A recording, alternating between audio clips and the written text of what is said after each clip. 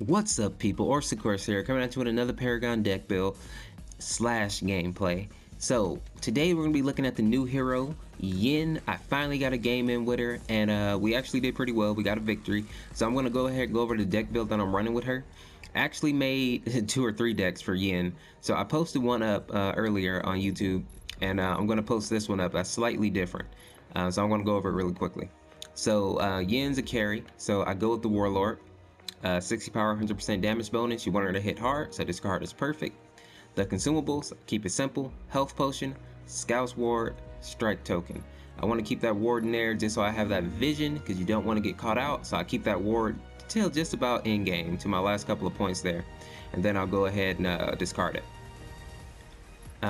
Like I said, I don't use a mana potion because she's not really mana heavy, so you don't really have to worry about mana on her.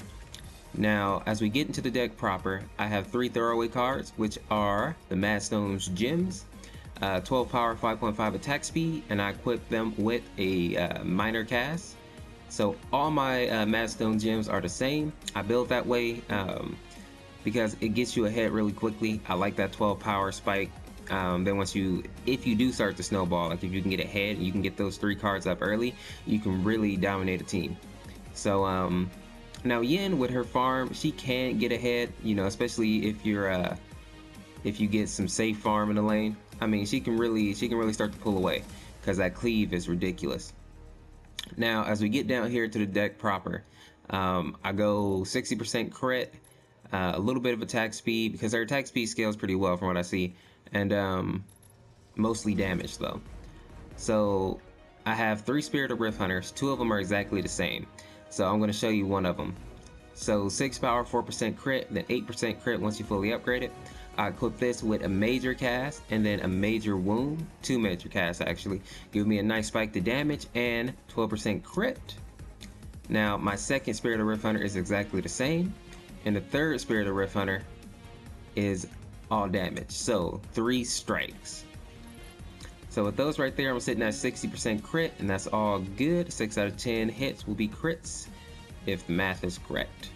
So right here, we go with the Wind Carver's Blade. So 6 power, 5.5 attack speed, and then the 12 power. I like the Wind Carver Blade because it does give you a nice boost of power, but it also gives you that little bit of attack speed. And when I pair that with Thunder Cleaver, I'll be sitting at a decent attack speed. Nothing great, but just enough for her. She doesn't need a whole bunch of attack speed, really. So right here, I equip this with 3 strikes. 12 power apiece.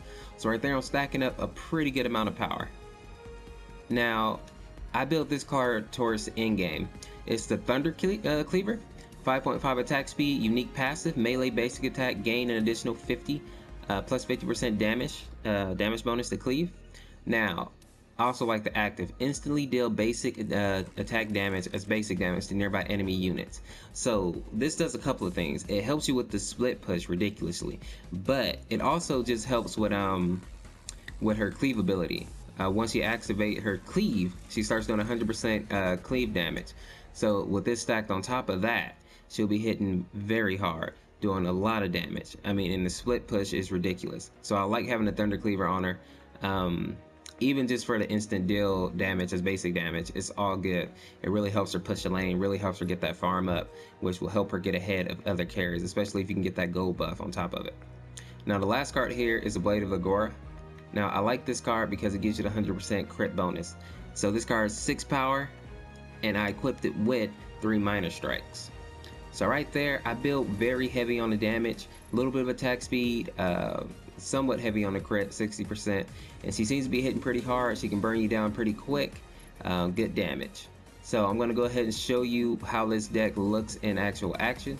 So go ahead and stick around for that. And yeah, if you only stayed for the deck build, thank you for watching. Make sure to check out the other deck build if you want to see how I use the universal card. It works pretty well, but I'm going to play around with them a little bit more. So I'm going to switch to the gameplay now, people. Thanks for watching. I hope to see you in the next part of the video.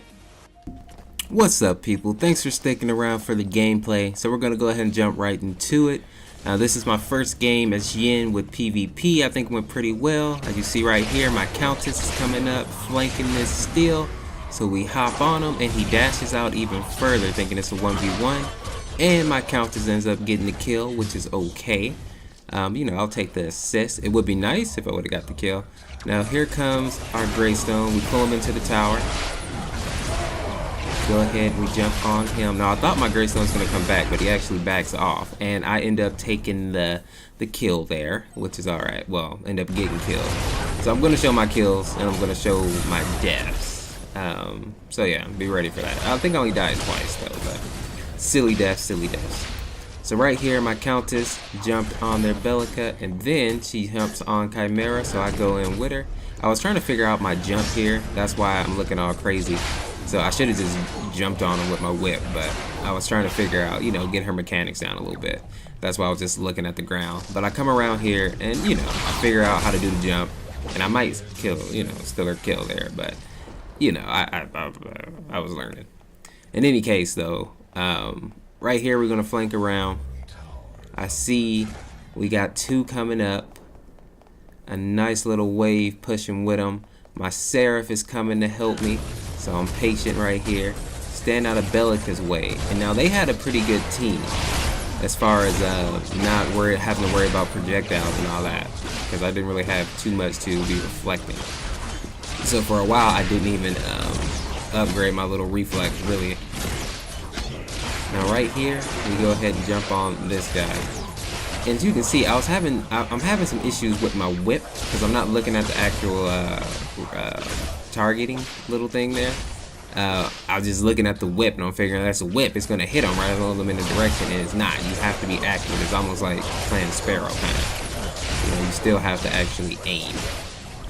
But in any case, like I say, first time planner, just getting used to her and whatnot. But we were doing pretty good right now. I was 3-1-4, so I was doing pretty good on assists, pretty good on kills, and I wasn't feeding. So right here, we catch this Sevarog out, and I was hoping my Greystone was going to come out. We told him to retreat, but instead, he, you know, I don't know why he runs away from us, but he just starts running back towards, all the way back down there when we were right next to him.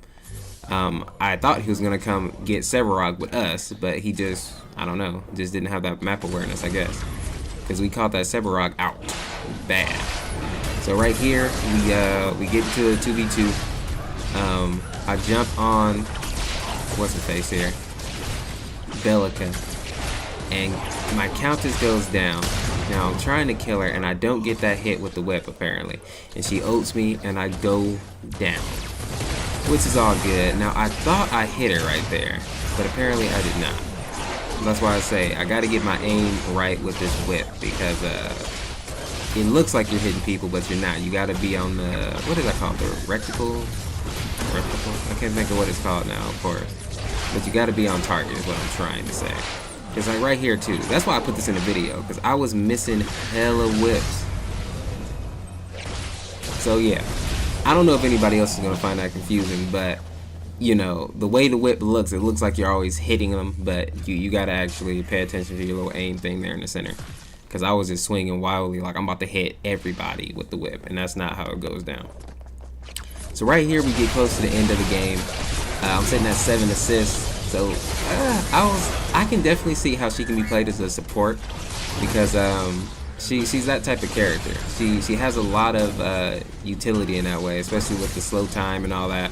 The reflex, her mobility makes her hard to target in the fight. Like right there, if I would have been a more adept player, I probably could have got out of that. I probably could have like bounced off of like my Greystone or something. But like I say, I'm still learning the character. But in any case, people, this was just a little bit of gameplay with her. Not great, but we did get the victory. I'll play with her some more and put up another gameplay soon. If you like this video, make sure to drop a like, subscribe if you're not subscribed, and share the video out. Somebody else might like it and it might help them out. As always, people, thank you for watching. This is Orsa Chorus. We'll see you in the next video. Peace.